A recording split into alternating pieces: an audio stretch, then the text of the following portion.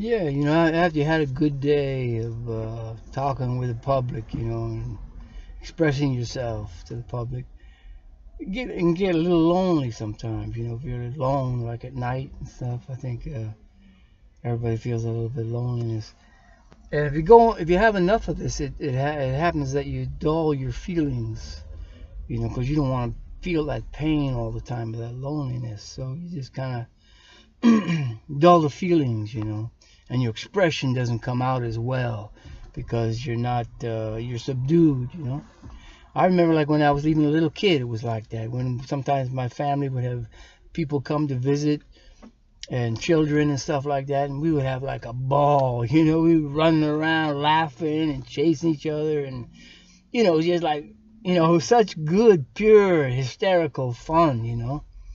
And then I remember like my cousin come. Then I remember like when his family left, man, I just felt like, man, I missed him so much. I go back to that same doldrums, and it has an effect on you after a while.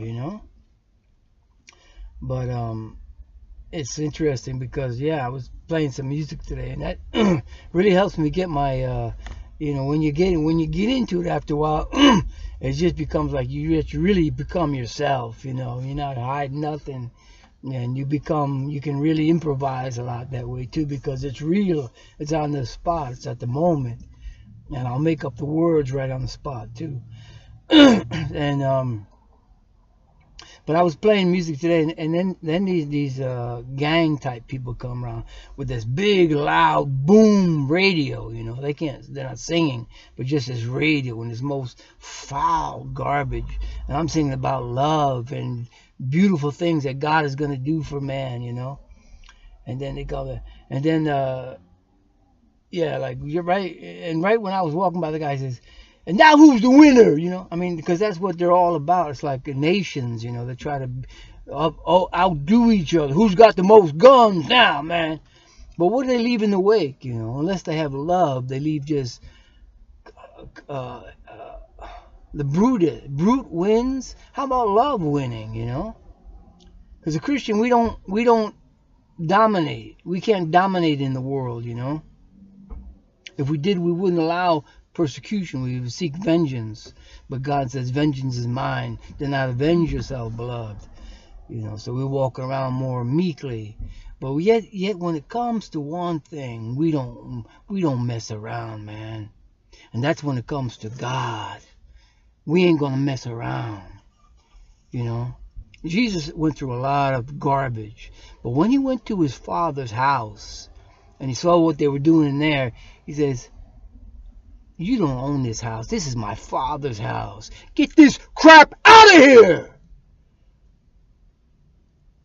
Yeah, so he wasn't subdued to the wicked. He wasn't submissive to wickedness. And he had to show his strength. And he took the whip, knocked the tables over, man. I mean, he let it out. The zeal for thy house has eaten me up. And no man is going to come before God, And then that's something that only the Spirit of God does. Not the fake garbage, but the real one that loves God with his heart deep inside and will not allow Satan to rule in his midst. That's the zeal of God. You don't care whether they're going to kill you because you have to preach the truth. God is the truth. Jesus is the way, the truth, and the life. So even these punk gang people, and I'm saying that because some of them are actually nice people when you get to know them a little bit. They're actually good-hearted. Some of them are good-hearted people, and I don't want to take that away from them. God bless them for that. And I tell them, God bless you. But when it's constantly preaching violence and vileness, and broadcasting it on the streets where people need to be taught about love and peace and love one another, respect each other. And that just gets me a little bit angry sometimes, and I'm not going to put up with it. And not in my midst, I'm going to leave, because you can't win. You can't take the world over. That's what Jesus Christ is going to come when He destroys the wicked, and the meek shall inherit the earth.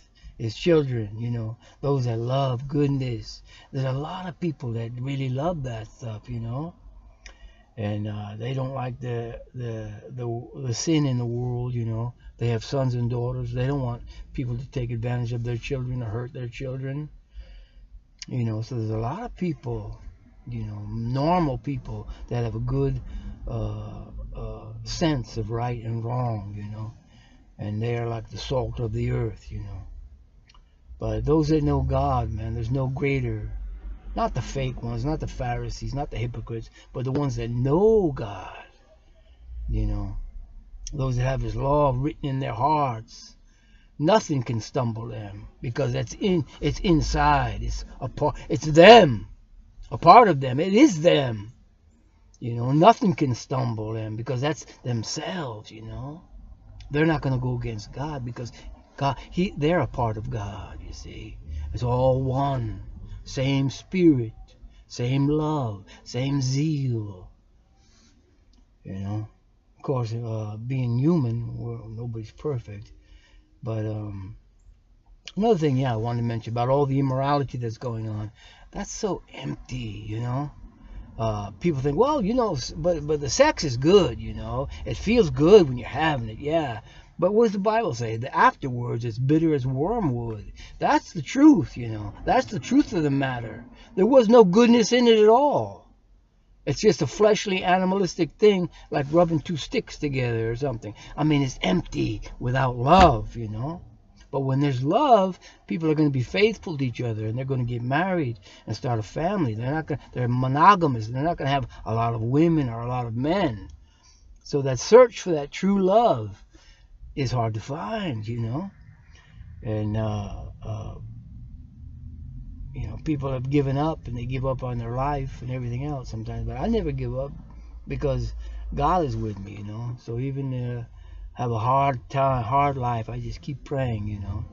And God rejuvenates my spirit, you know. So sometimes I like it when a lot of people are together, you know. That's what I like, you know, when people are enjoying themselves, expressing themselves with each other. Then they open up, and then when you leave that, then it makes you lonely and sad. Oh man, it's gone now.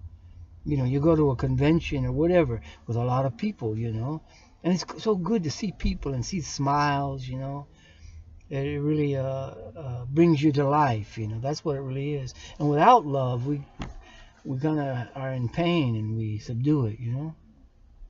It's just very interesting what's going on in the world. So I just try to share God's love with people all the time. That's the main thing, you know. Some places you can't. Some places they want to kill you first. Some places are so nasty that they won't allow you in there. They won't allow any love. But there are places where the people are a little cool. There are not that many of them, but there are here and there, just a little tiny bit. Not much left now, you know. So I try to take advantage of those places, the good places, and share good things with God. We don't know how long they'll put up with it, you know. Because then Jesus said, when they persecute you, then flee to another city. But when you find a place where you can actually, when God is giving you a door to open, man, that's the only reason.